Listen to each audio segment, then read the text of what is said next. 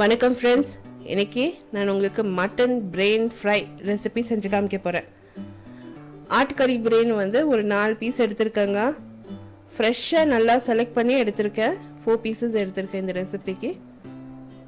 First வந்து இந்த ஆட்டுக்கறி பிரெயினை க்ளீன் பண்ணிக்க போகிறேன். இந்த ஆட்டுக்கறி பிரெயின் எப்படி க்ளீன் பண்ணுறதுன்னா, பாதியை வெட்டிடுங்க. சின்ன சின்ன பீசஸ் ஆஃப் பிளட் கிளாத்ஸ் இருக்கும் இந்த பிரெயினில், அது மட்டும் எடுத்துடுங்க. ஏன்னா அது வந்து கவுச்சி வாசனை. ஸோ அந்த கிளாத்ஸ் எல்லாம் எடுத்துட்டிங்கன்னா உங்களுக்கு ஈஸியாக இந்த பிரெயின் வந்து குக் பண்ணலாம். நான் வந்து இந்த பிரெயினை சின்ன சின்ன பீசஸாக கட் பண்ணுறேன். ஏன்னா வாஷிங்க்கு ஈஸியாக இருக்கும், அந்த கிளாத்ஸ் வந்து ஈஸியாக எடுக்கலாம்னு சொல்லிட்டு தான் நான் இந்த மாதிரி கட் பண்ணிவிட்டு நான் செய்கிறேன். பிரெயின் வந்து ஒரு ரொம்ப டெலிகேட்டான ஒரு ப்ராடக்ட்டுங்க. அது வந்து நம்ம நிதானமாக செய்யணும். இப்போ நான் வந்து அந்த பிரெயினை கழுவ போகிறேன். நல்ல ஒரு பவுலில் தண்ணி வச்சுட்டு அந்த பிரெயினை சாப் பண்ணி வச்சுருக்க பிரெயினை வந்து அந்த தண்ணியில் சேர்த்து நல்லா வாஷ் பண்ண போகிறேன். நிதானமாக வாஷ் பண்ணணும். இது நிறைய நம்ம வந்து கடகடன்னு இந்த சிக்கன் அண்ட் மட்டனெல்லாம் நம்ம வாஷ் பண்ணுற மாதிரி பண்ணோம்னா ரஃப்பாக இந்த பிரெயின் வந்து உடஞ்சிடும். ஆணு மட்டுக்கும் நிதானமாக செய்யணும் இந்த வேலையை. எப்போவுமே இந்த மாதிரி ஸ்பேர் பார்ட்ஸ் எல்லாம் நம்ம செய்கிறதுனா இந்த கிளாத்ஸ், பிளட் கிளாத்ஸு அண்டு சில சின்ன சின்ன நரம்பெல்லாம் இருக்கிறத வந்து பார்த்து நம்ம வந்து எடுத்துடணும். இல்லைன்னா அது வந்து கவுச்சி வாசனை அடிக்கும். இப்போ ஒரு 2-3 முறை இந்த பிரெயின் வந்து நல்லா வாஷ் பண்ணிட்டேன். எடுத்து ஒரு ஜல்லடை பாத்திரம் பக்கத்துலேயே வச்சுக்கோங்க. நிறைய நேரமும் தண்ணியில் நம்ம இதை பிரெயினை விடக்கூடாது. அது ஒரு மாதிரி குக் ஆகிடும் தண்ணியில். நல்லா வாஷ் பண்ணிட்ட உடனே எடுத்து அந்த ஜல்லடை பாத்திரத்தில் போட்டு வடிகட்டி எடுத்து ஒரு பவுலில் வச்சுருங்க. பொடிய வெங்காயம், பச்சை மிளகா, இஞ்சி, பூண்டு நறுக்கி வச்சுக்கோங்க மசாலாவுக்கு. மசாலா பேஸ்ட்டுக்கு மிளகு, சோம்பு, 1 இன்ச்சு ஜிஞ்சரு, தேங்காய் 2 பீஸு, பட்டை, கிராம்பு, ஏலக்காய், பச்சை மிளகா, கொஞ்சமாக வெங்காயம் எல்லாம் எடுத்து வச்சுருக்கேன். மிளகாய்த்தூள், மல்லித்தூள் அண்ட் மஞ்சள் பொடி தேவைப்படும். ஒரு 2 இனுக்கு கருவேப்பிலை, கொஞ்சமாக நல்லா கொத்தமல்லி சாப் பண்ணி வச்சுருக்கேன் கழுவி, ஒரு 1/2 பீஸ் லைமு. மசாலா பேஸ்ட் தயார் பண்ணிக்க போகிறேங்க. அதுக்கு ஒரு சின்ன கடாய் வந்து அடுப்பில் வச்சுருக்கேன். அதில் 1 டீஸ்பூன் எண்ணெய் விட்டுருக்கேன்.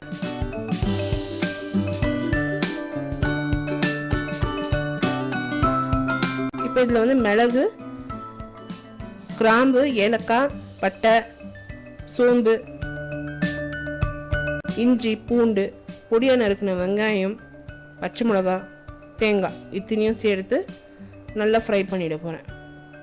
இந்த வெங்காயத்துலேருந்து இஞ்சி பூண்டுலேருந்து பச்சை வாசனை போகிற வரைக்கும் நல்லா ஃப்ரை பண்ணிட போகிறேன். ஆனியன் வந்து லைட்டாக கோல்டன் கலர் வர வரைக்கும் ஃப்ரை பண்ணிட போகிறேன்.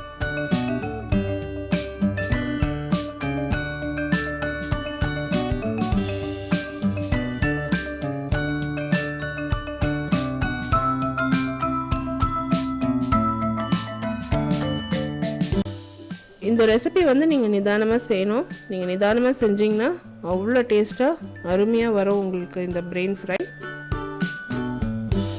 இப்போ அந்த மசாலா நல்லா வறுத்த பாடு எடுத்து ஒரு மிக்சியில் ட்ரான்ஸ்ஃபர் பண்ணி விழுதாக அரைச்சிக்க போகிறேன். கொஞ்சமாக தண்ணி விட்டு நல்லா விழுதாக அரைச்சிக்க போகிறேன். அவ்வளோதாங்க, இந்த மசாலா பேஸ்ட் தயாராகிடுச்சு. இப்போ நம்ம வந்து அந்த பிரெயின் ஃப்ரை பண்ணிடலாம்.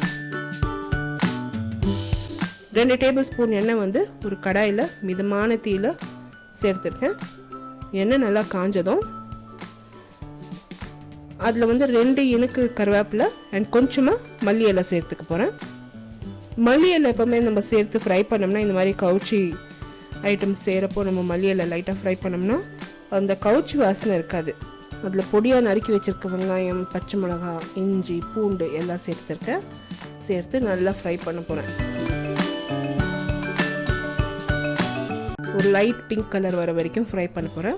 இந்த ரெசிபி இன் டீட்டெயில் பார்த்தீங்கன்னா என்னோட பிளாகில் இருக்குங்க. பிளாக் லிங்க் வந்து about part below this video post பண்ணுறேன். அப்படி இல்லைன்னா ஐ கார்டு அபவ் திஸ் வீடியோ நீங்கள் கிளிக் பண்ணலாம். ஃபார் ரெகுலர் அப்டேட்ஸ் என்னை வந்து ஃபேஸ்புக்கில் லைக் பண்ணி ஃபாலோ பண்ணுங்கள். The same recipe is also translated and posted in YouTube English. YouTube English ஓட லிங்க் கூட about but below this video post பண்ணுறேன். அப்படி இல்லைன்னா ஐ கார்டு above this video நீங்கள் கிளிக் பண்ணுறேன். இப்போ இந்த வெங்காயம் கொஞ்சம் லைட் பிங்க் கலர் நல்லா ஃப்ரை ஆகி வந்ததும் அந்த மசாலா பேஸ்ட் நம்ம அரைச்சி வச்சுருக்கோம் இல்லையா விழுது அதை நான் வந்து சேர்த்துக்க போகிறேன். சேர்த்து லைட்டாக ஃப்ரை பண்ண போகிறேன். இந்த மசாலா வந்து நீங்கள் கிரேவி ஃபார்மேட்லனா சர்வ் பண்ணலாம். அப்படி இல்லைனா கொஞ்சம் ட்ரை மசாலா வேணும்னா ட்ரையாக கூட நீங்கள் சர்வ் பண்ணலாம்.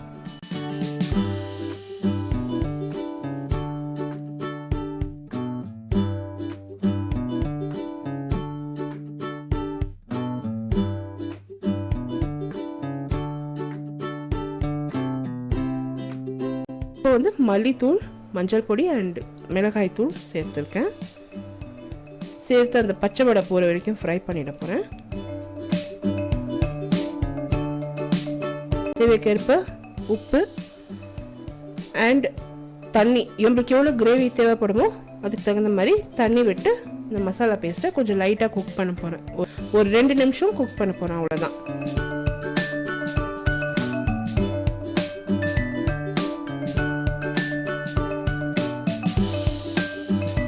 நம்மளுக்கு வந்து இந்த மட்டன் பிரெயின் வந்து பீஸாக கிடைக்கணுன்னா நீங்கள் வந்து நிதானமாக ஸ்லோவாக அந்த மசாலாவில் நீங்கள் சேர்த்து மிக்ஸ் பண்ணணும்.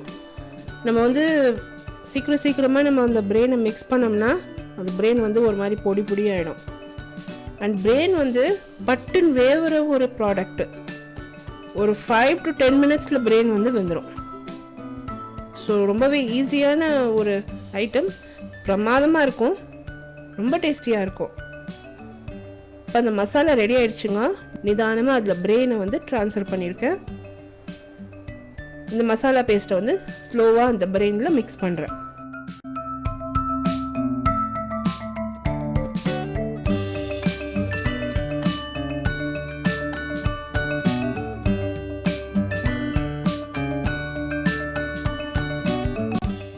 மிதமான தீயில வந்து இந்த பிரெயினை ஃப்ரை பண்ணுங்க.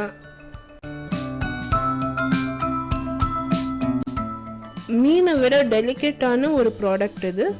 நல்லா ஃப்ரை பண்ணிவிட்டு ஒரு 5 to 10 மினிட்ஸில் இந்த பிரெயின் வந்து ரெடி ஆயிடுச்சு. நீங்கள் வந்து கிரேவி ஃபார்மேட்டில் வேணும்னா கொஞ்சம் லைட்டாக தண்ணி விட்டு நீங்கள் பண்ணலாம். அப்படி இல்லைன்னா இந்த மாதிரி பீஸாக வேணும்னா நீங்கள் இந்த மாதிரி ஃப்ரை பண்ணி எடுக்கணும். ஸ்லோவாக வந்து அதை திருப்பி எடுக்கணும் இந்த பிரெயினை.